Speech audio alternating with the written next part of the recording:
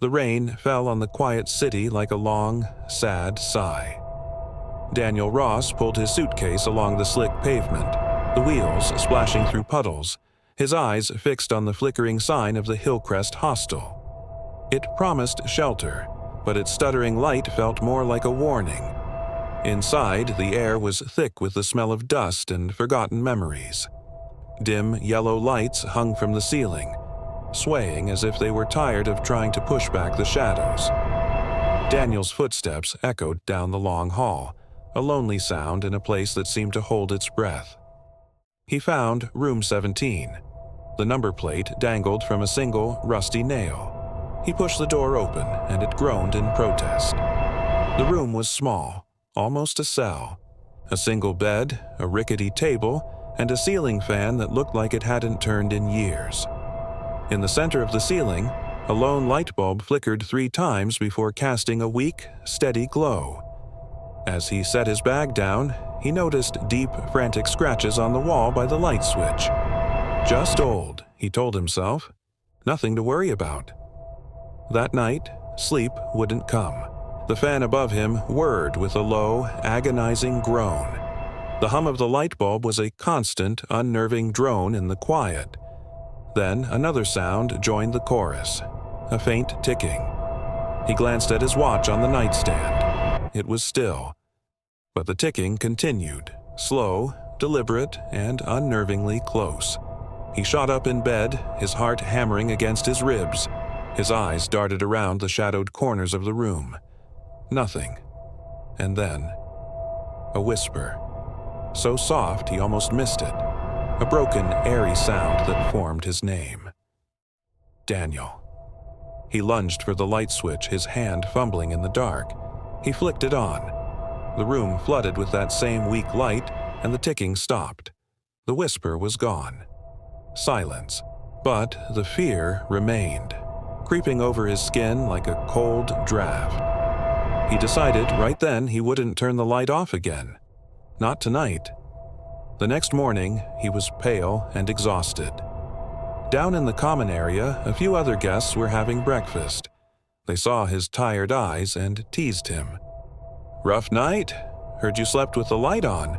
Daniel managed a weak, nervous laugh. The old caretaker, mopping the floor in a corner, looked up.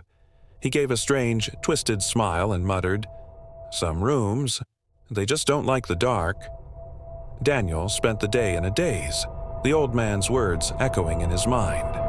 When evening came, he dreaded returning to room 17. Outside, a storm was brewing. Thunder rumbled in the distance, and fat raindrops began to splash against his window pane. He walked into the room and immediately checked the light. It flickered on, a small comfort. He even checked the spare bulb he'd bought just in case. Satisfied, he lay on the bed, staring at the ceiling. The fan hummed its broken rhythm. Whir, click, whir, click. The ticking was back, but it seemed slower tonight, more patient. He was just starting to drift off, his exhaustion finally winning, when a shadow moved under his door. He froze. Footsteps. Wet, slow, dragging footsteps right outside his room. The doorknob began to tremble, a faint metallic rattling. Daniel held his breath, waiting for it to turn. But then, nothing. The footsteps faded. It was just the rain, he told himself. Just the storm playing tricks on him. He didn't sleep a wink that night. The days that followed were a blur. His classes, the reason he was in this city, felt distant and unimportant. All that mattered were the nights. Each one became a silent battle against the encroaching darkness and the things that came with it. His neighbor from down the hall, Ben, saw him in the kitchen one evening. "You look like a ghost, man," Ben said, trying to be friendly. "You gotta get some sleep. No one ever died from a little darkness." Daniel looked at him, his eyes wide and haunted. "Not yet," he whispered back. That night, he was ready. He sat on the edge of his bed, watching the light bulb, daring it to fail. It flickered. It dimmed, the room sinking into terrifying twilight. Then it flared back to its full, weak strength. He let out a breath he didn't realize he'd been holding. But his relief was cut short. The ticking. It was back. This time, it was coming from under the desk. He slid off the bed and knelt, peering into the shadows. Nothing there but dust and old floorboards. He pulled out his phone. The screen glowed. 3:07 a.m. And then the whisper returned, closer than ever before, right behind him. Daniel. He spun around, his back hitting the wall. His eyes landed on the light switch. There, in the faint light, he saw something he hadn't noticed before. Words, faintly carved into the plaster, almost invisible. "Keep them on." His breath came in ragged gasps. The fan blades began to slow, the whirring becoming a low, guttural growl. The ticking grew louder, no longer just a sound in the room but a pounding inside his own skull. He finally found his voice, a choked whisper. "Who's there?" Silence. Absolute, deafening silence. And then, a low hum. The light bulb began to buzz, the light trembling, wavering. A horrifying realization washed over him. The light wasn't keeping the darkness out. It was keeping something in. He sat frozen on the floor, huddled beneath the buzzing bulb, his eyes wide with a terror that had no name. His hand, clammy and shaking, gripped his watch on the nightstand. The screen of his phone lay dark, but the numbers were seared into his mind. 3:07 a.m. The ticking continued, a steady, relentless beat in the heart of the room, a clock counting down to forever. Days blurred into nights, and Daniel's world shrank to the dim, constant glow of that single light bulb in his room.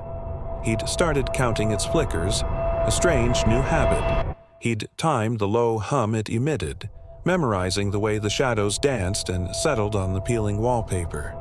Sleep? That was a luxury he hadn't afforded in what felt like weeks.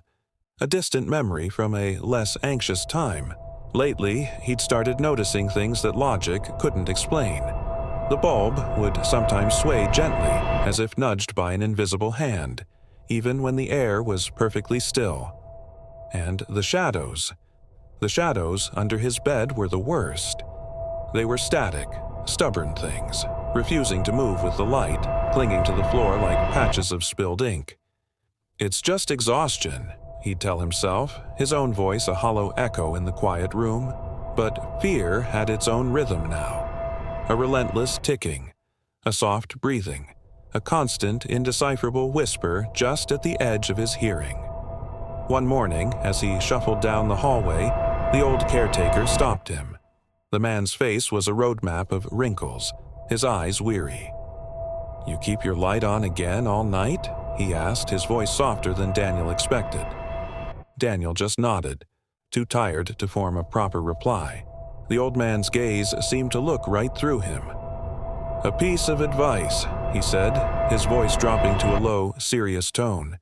"If that light ever goes out, don't move. Don't even breathe." Daniel froze, a cold knot tightening in his stomach. The words hung in the air between them, heavy and ominous. Before he could ask what he meant, what kind of warning that was, the caretaker had already turned and shuffled away down the corridor, leaving Daniel alone with his newfound dread.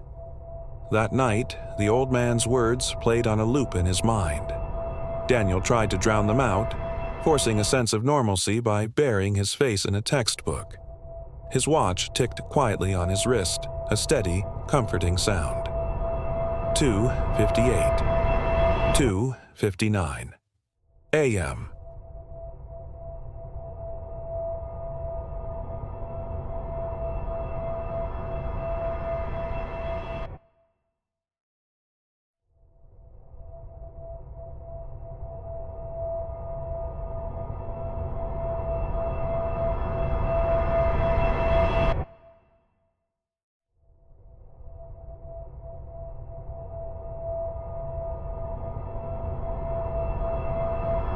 He sank back into his chair, trying to steady his racing heart, but something was profoundly wrong. The ticking.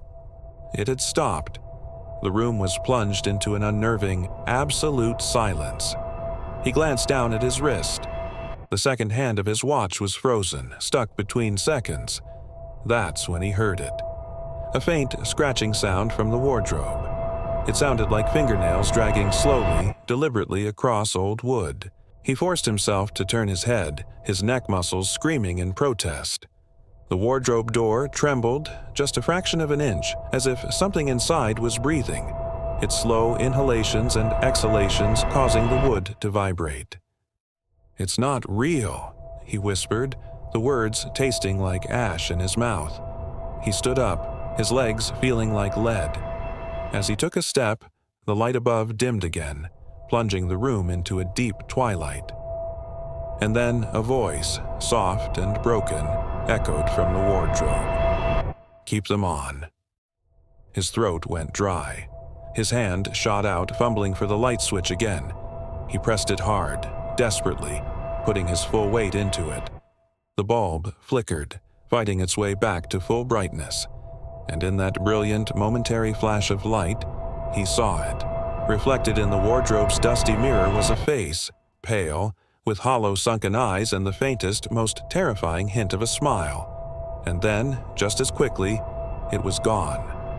He stumbled backward, gasping, clutching his chest as if to hold his heart in place. He couldn't stay.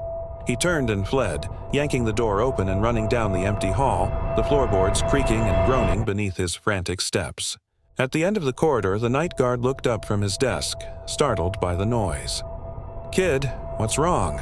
You look like you've seen a ghost." Daniel just shook his head, unable to speak, pointing back towards his room. "The lights," he finally managed to choke out. They don't want to stay on." The guard frowned, a look of confusion on his face. He opened his mouth to say something but was cut off by a sudden electronic buzz. One by one, the lights in the long corridor began to flicker and die. Buzz. Click. Darkness. Buzz. Click. Darkness. The blackness swallowed the hallway, leaving Daniel's pounding heartbeat as the only sound in the void. Then a dim, red emergency light at the end of the hall sputtered to life, casting long, dancing shadows. From those shadows, the old caretaker emerged, his face ghostly pale in the eerie light. He whispered, his voice trembling, "You shouldn't have left the room."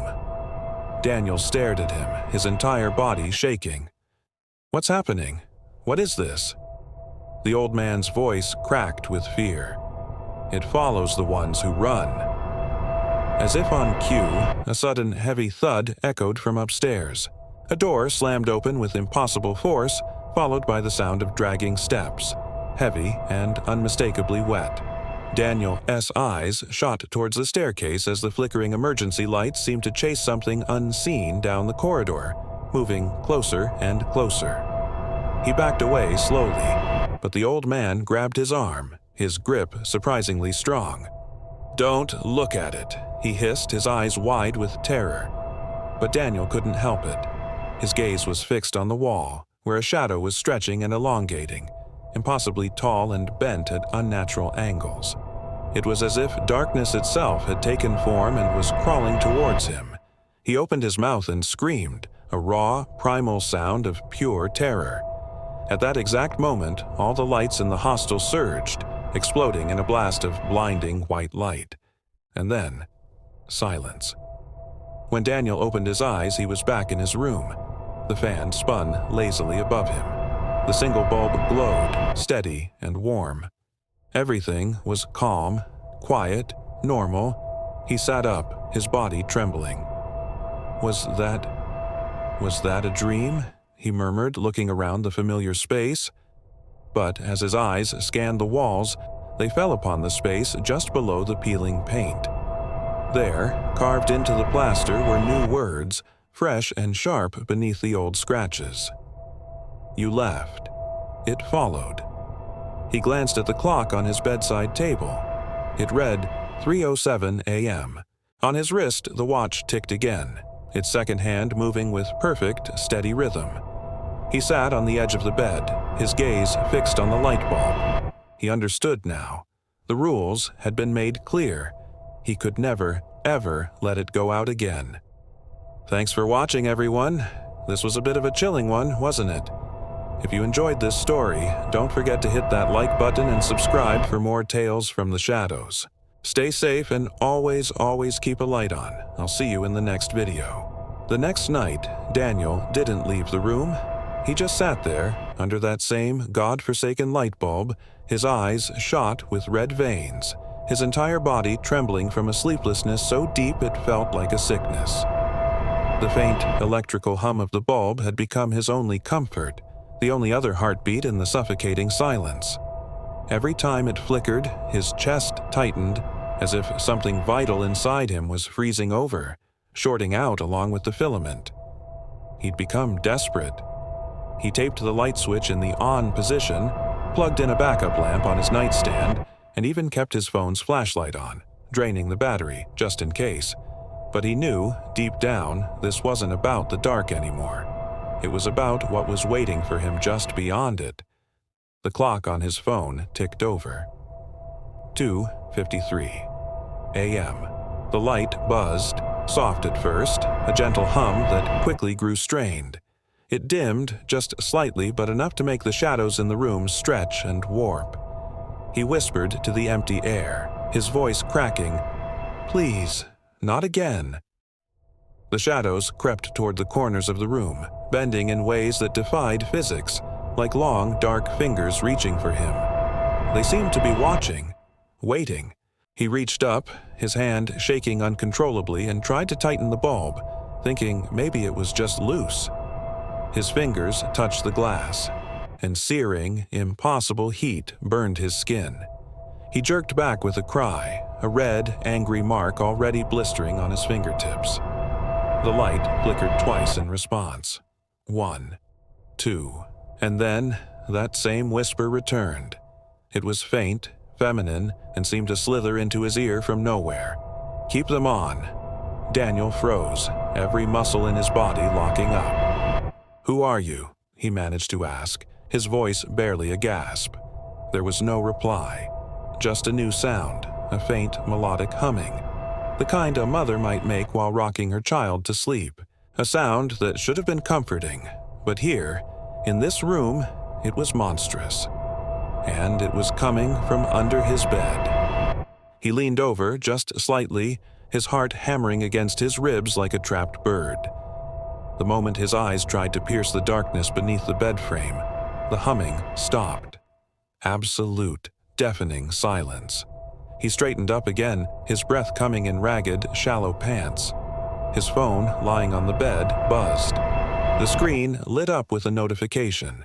A new message from an unknown number.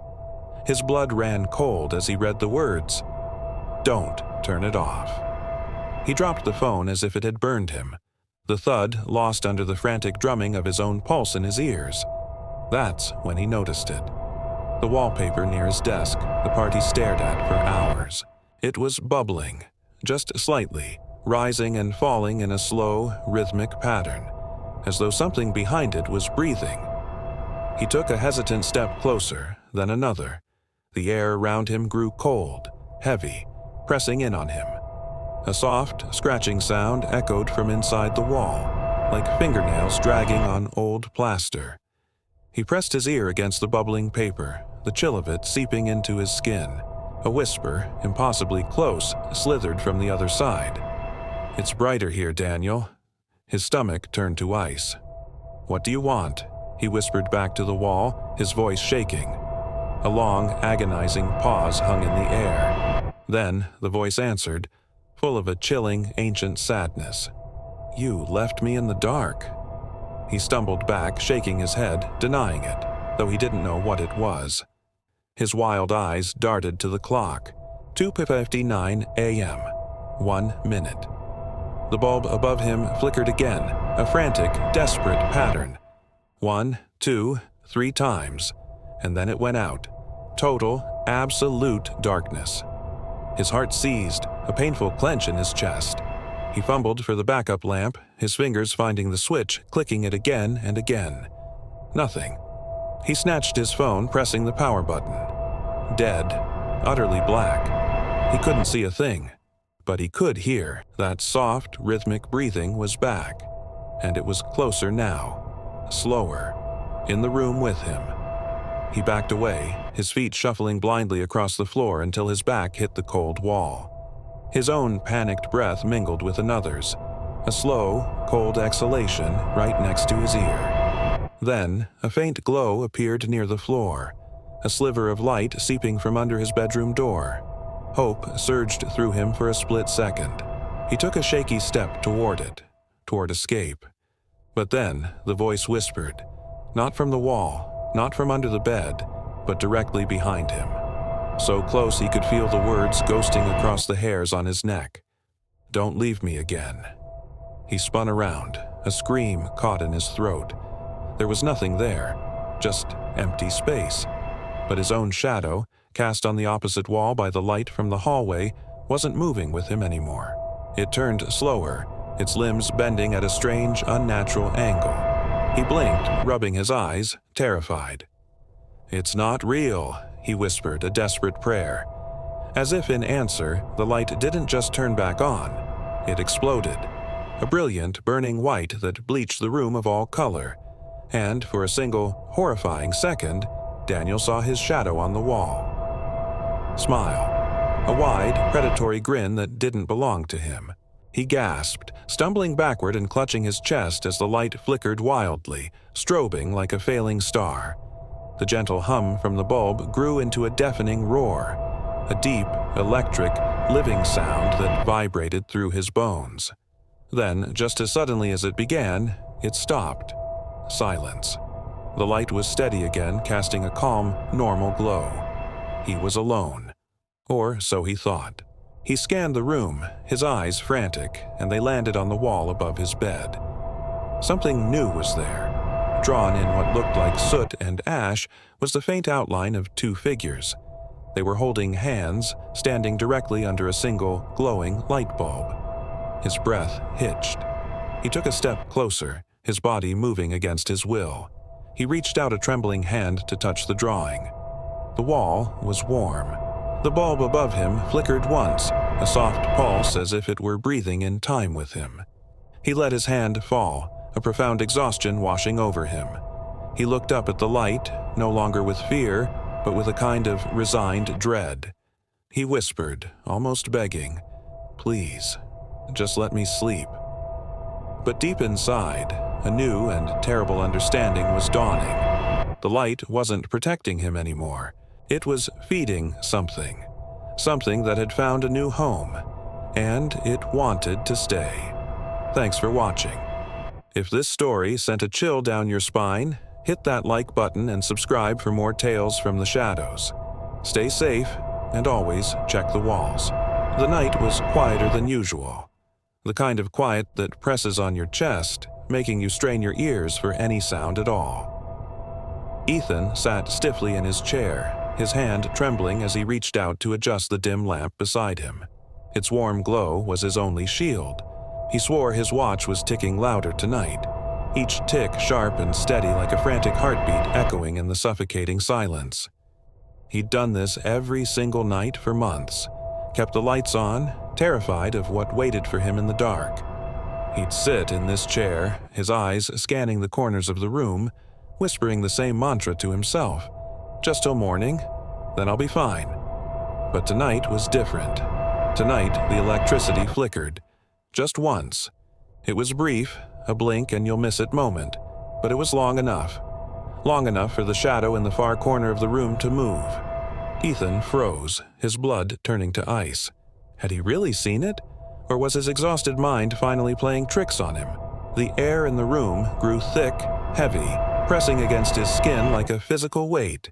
He frantically turned the lamp's knob, trying to crank it to full brightness, but the bulb defied him. It dimmed instead, casting long, distorted shadows that danced on the walls.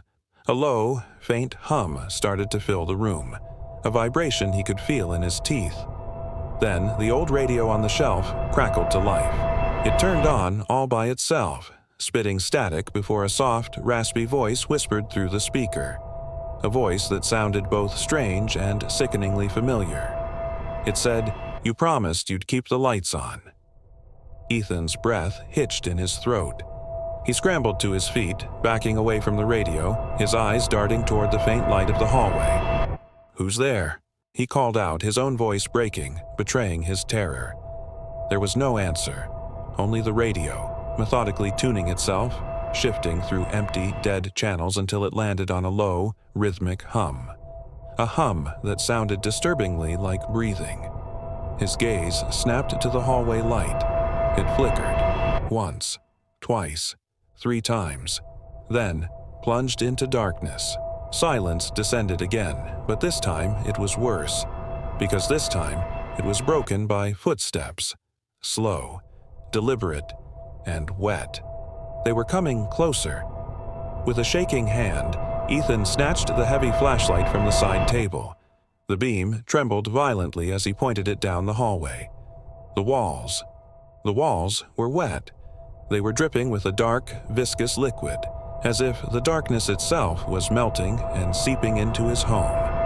And there, at the far end of the hall, stood the shape. It was human-like, but all wrong. Its outline shimmered and shifted, constantly changing forms like it was wearing a patchwork of someone's stolen memories as skin. "You're not real," Ethan whispered, the words a desperate prayer. The thing took a step forward. With every single step it took, the remaining lights in the house dimmed further, one by one, until the only light left was the faint greenish glow of the watch on his wrist. Tick, tick, tick. The creature stopped just inches from his face, so close he could feel a coldness radiating from it. When it spoke, the voice was a perfect, horrifying echo of his own. "You kept the lights on for me." The flashlight in his hand flickered one last time. For a single, terrifying heartbeat, Ethan saw its face. It was his own face, but with hollow, empty eyes and a smile that trembled with an unspeakable sorrow. In that instant, the light bulb in the lamp beside him burst with a sharp pop. The room was plunged into absolute, suffocating darkness. The last sound was the ticking of the watch. Tick, tick. Then silence. The next morning, the sun rose on a quiet, peaceful street. Ethan's neighbors noticed the lights were still on in his house, just as they had been for months. But when they knocked, no one answered the door. The police were called. Inside, they found the house empty. The power to the entire block had been cut for hours during a brief outage the night before, yet the lamp on the end table still cast a faint, impossible glow. And on that table, right next to the lamp, lay Ethan's watch. Beside it was a small, folded note. On it, one line was scrawled in a shaky, terrified hand. "Don't turn off the lights." Thank you so much for listening to this story. If you enjoy tales that explore the darkness, both inside and out, please consider hitting that like button and subscribing to the channel. It means the world to us and helps us bring you more content like this. Stay safe, and we'll see you in the next one.